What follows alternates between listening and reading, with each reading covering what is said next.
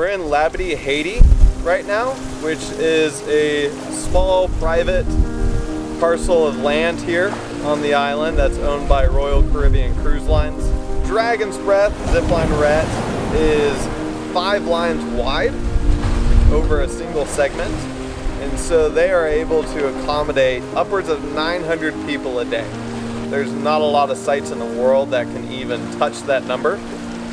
This was actually one of Skyline's renovation projects. We were brought in to help with the new braking system, increase the safety, and replace some of the cables, redo a lot of the anchors. So basically a rebuild. Let's go to that corner.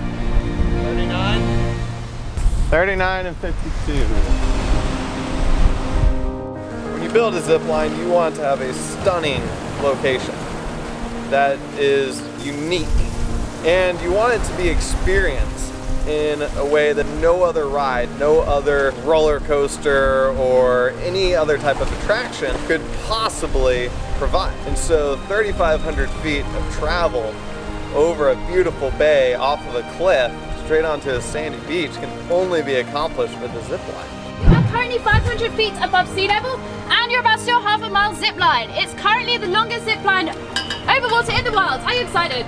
Yes! Woo! Yeah, I'm so excited.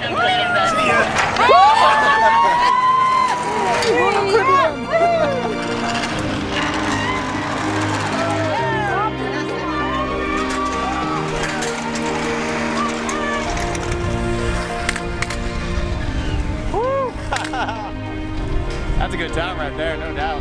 This is the first time I've ever gone down this thing. I've been working on it for 7 days. Ready? Yeah! Let's do this! That